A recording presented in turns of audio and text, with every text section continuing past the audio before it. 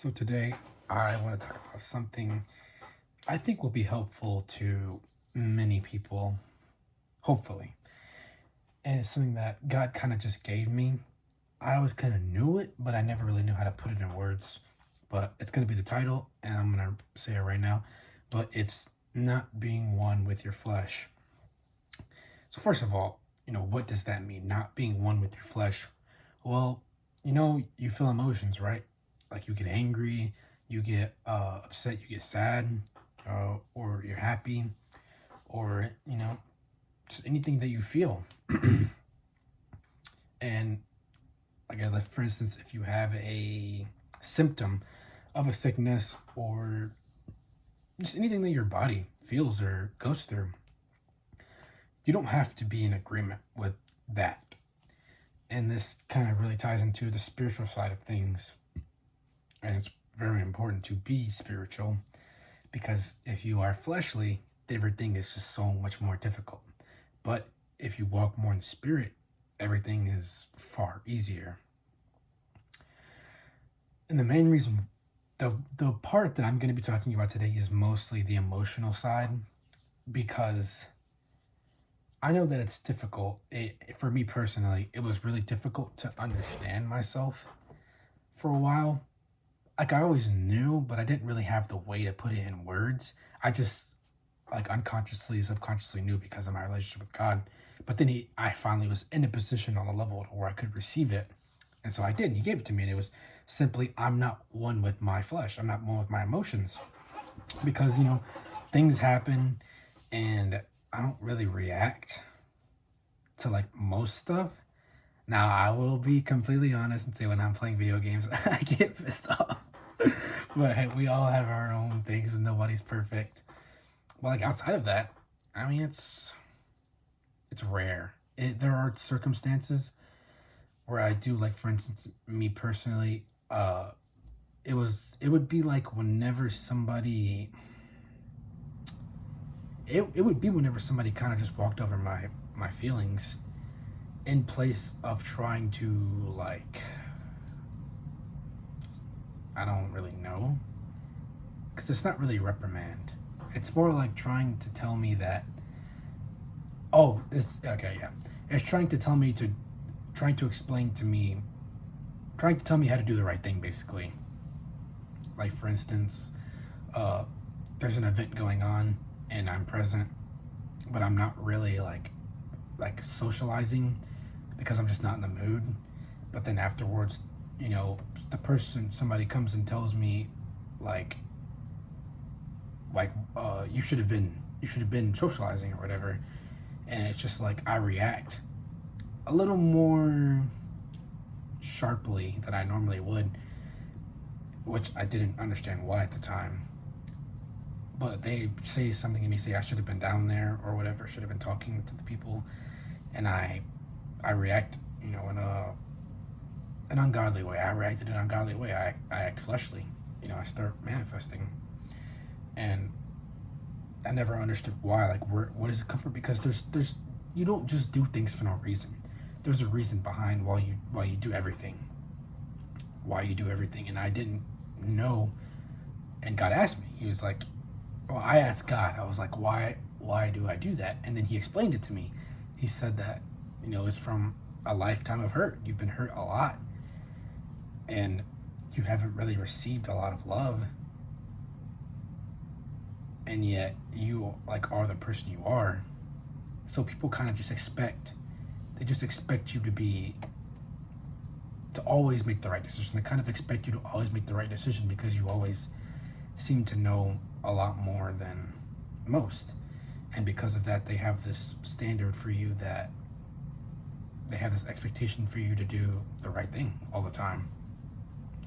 And if you don't meet the expectation, then they say things to you instead of asking why or caring, showing any real care for why, hey, is there a reason why you did it? They just tell you that, you know, you should do this. And it is upsetting. Yeah, I mean, it is upsetting. It's going to be upsetting because it's just not treating you like a person. It's really not treating you like a human, because like they want you to always make the right decision, but then, you know, they don't do the same. They don't do the same thing. Like they hold you to a standard that they don't even uphold themselves, and it can be upsetting. And is it right for them to do that? No. But is it anywhere right for you to react to that? No. And so whenever I came to terms with that, I realized that, it stems from a lifetime of hurt and a lifetime of being unloved. I just kind of had to go, well, I mean, at the end of the day, you can't control how people will treat you, what they do. The only thing you can control is how you react and the things that you do. So I had to split myself. I had to split myself from the flesh and say that my flesh, whatever has not, is my flesh desires to be loved by others. But me in the spirit, I know that I am a child of God, that I have a very deep, intimate relationship with God, and that I don't need the love of others. I would love to have, godly relationships like that. But it's just, unfortunately, it's just not how it is. And so because of that, I can appear to be apathetic, but I am not mistaken. I am not fooled by the enemy. I know that I'm not apathetic because I very much feel things. I just don't let them control me. I just don't let them guide my actions. Maybe sometimes I do, but majority of the time I really don't. And so that's the main point of what I'm trying to explain, is that I'm trying to help those who are similar to me understand themselves a little more so they can stop not be convinced in general, because that's BS. You ain't apathetic. Apathetic means you don't feel emotions. You have emotions. God made us with emotions. Like even if they're faint, you still have emotions no matter what. They don't go away. And originally I was going to be like, this is for everybody, but then God literally right then spoke to me and said, this is for everyone, because this will maybe help those who don't understand why a certain person is this way. And that would be my advice to you, is people don't end up the way they are just for no reason.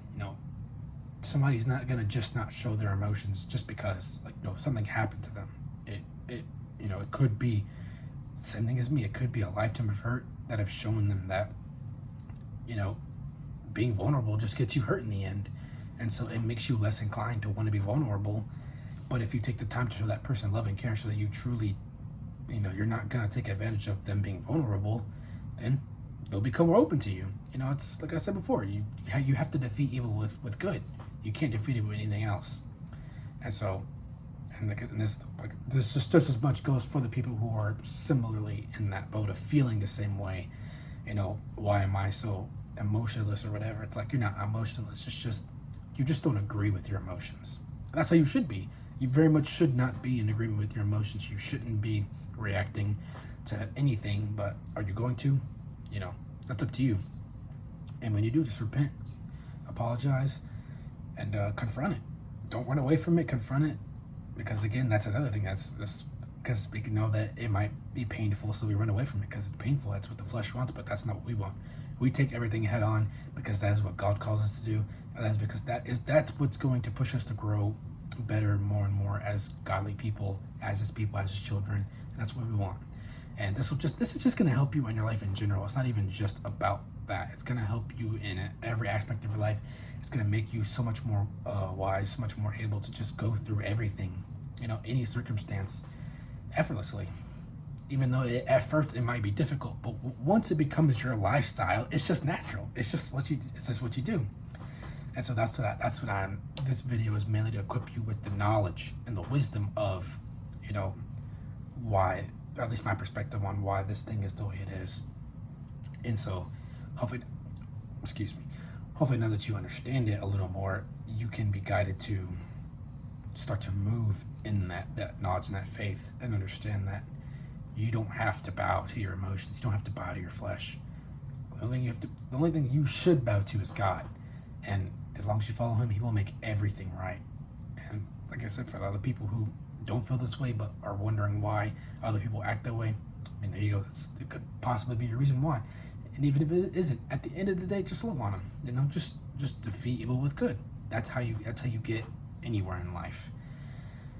And the last thing I'm gonna say is, like I have said before, I don't know if I've said it to this video, but I've talked about it, and to people, is that it's that instant accountability. In that moment, I was like, it's not her fault I reacted their fault I reacted that way. It's my fault I reacted that way. So why did I react that way? What made me do that? Because that's not me. It's not who I am. I don't agree that that's who I am. I don't associate with that kind of behavior. So I need to find out what it is. I need to find the root so I can get that up out of here because I don't want that. And I know God doesn't want me to suffer like that. So, that's what it is. Anyways, I'm grateful for you watching this video. Thank you. And may you have a blessed day.